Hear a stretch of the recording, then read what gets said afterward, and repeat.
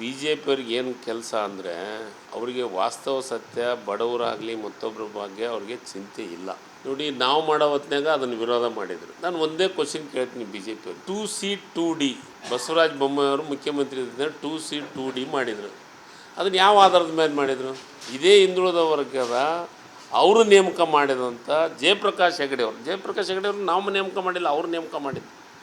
ಅವರು ನೇಮಕ ಮಾಡಿದ ಮಧ್ಯಂತರ ವರದಿಯನ್ನು ತೆಗೆದುಕೊಂಡು 2C2D ಮಾಡಿದ್ರು. ಆವಾಗ ಆ ಆಯೋಗ ಭಾಳ ಚೆನ್ನಾಗಿತ್ತು, ಹಿಂದುಳಿದ ವರ್ಗ ಆಯೋಗ ಚೆನ್ನಾಗಿ ಮಾಡ್ತಾಯಿತ್ತು. ಅದರ ರೆಕಮೆಂಡ್ ಮೇಲೆ 2C2D ಮಾಡಿದರು. ನಮ್ಮ ಸರ್ಕಾರ ಬಂದ ಮೇಲೆ ಅದೇ ಜಯಪ್ರಕಾಶ್ ಹೆಗಡೆ ಅವರ ವರದಿ ಕೊಟ್ಟರು, ಇದ್ರದ್ದು ಹಿಂದುಳಿದ ವರ್ಗ. ಅದು ಸಿದ್ದರಾಮಯ್ಯವ್ರ ಮನ್ಯಾಗ ಕುಂತು ಬರೆದಿದ್ದು.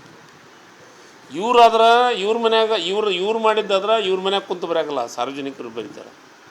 ನಾವು ಮಾಡಿದ್ದಾದ್ರೆ ಸಿದ್ದರಾಮಯ್ಯ ಸಾಹೇಬ್ರ ಮನ್ಯಾಗ ಕುಂತು ಬರೀತಾರೆ.